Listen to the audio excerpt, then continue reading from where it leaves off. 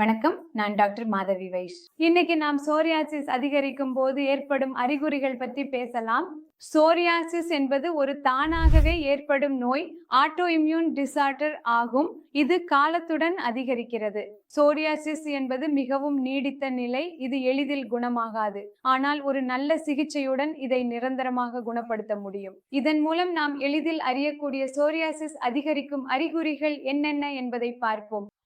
முதலில் உங்கள் பிளாஸ்கள் அளவில் அல்லது எண்ணிக்கையில் அதிகரித்தால் இது சோரியாசிஸ் முன்னேறுகிறது அல்லது அதன் நிலை மேம்படுகிறது என்பதற்கான தெளிவான அறிகுறி. அதன் பிறகு அதிகமாக உர்ச்சல் ஏற்படுதல், முன்பை விட அதிக கூச்சல் மற்றும் முன்பை விட அதிக எரிச்சல் பிளாஸ்களில் தோன்றுதல் ஆகியவை காணப்பட்டால், உங்கள் தோல் மேலும் சிவப்பாக தெரிந்தால் அல்லது உங்கள் பிளாஸ்களின் நிறம் கருப்பாக மாறத் தொடங்கினால், நிறம் மாறிக்கொண்டே இருந்தால், இந்த எல்லா விஷயங்களும் சோரியாசிஸ் அதிகரிக்கிறது என்பதை தெளிவாக காட்டுகின்றன. அதன் பிறகு நீண்ட காலமாக சோரியாசிஸ் இருந்தால் அது உங்கள் எலும்புகளையும் மூட்டுகளையும் பாதிக்கக்கூடும்.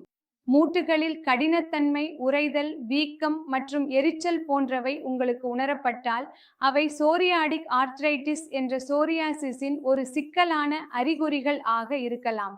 அதன் பிறகு உங்கள் நகங்களும் பாதிக்கப்பட்டிருந்தால், உதாரணமாக நகங்களில் கோடுகள் உருவாகுதல், பிட்டிங் ஏற்படுதல், நகங்கள் எளிதில் முறிவது, சிறிய காயம் ஏற்பட்டாலும் உடைந்து விடுவது போன்றவை, இவை அனைத்தும் சோரியாசிஸ் அதிகரிப்பதை தெளிவாக காட்டுகின்றன.